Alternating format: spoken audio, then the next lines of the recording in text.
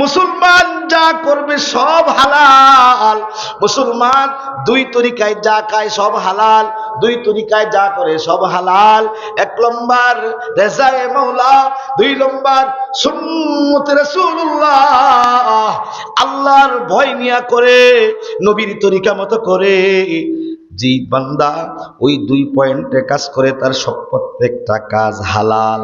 আল্লাহ রাব্বুল আলামিন বলেন, বান্দা আল্লাহর ভয় নিয়ে নবীর তরিকায় তুমি সারাদিন খেতে কাজ করো, 5 ওয়াক্ত নামাজ পড়ো, এটা ইবাদত হয়ে যাবে। সুবহানাল্লাহ বলেন।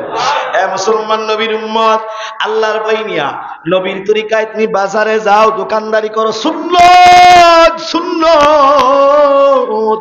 এ মুসলমান তুমি আল্লাহর ভয় নিয়া নবীর তরিকায় তুমি পাঞ্জাবিটা পরো, ঘরের ভিতরে ডান পা দিয়া ঢুকো, বাম পা দিয়া বাইর হও, ঢুকবার সময় বিবির একটা সালাম দাও, সুন্নত সুন্নত, বদনা সব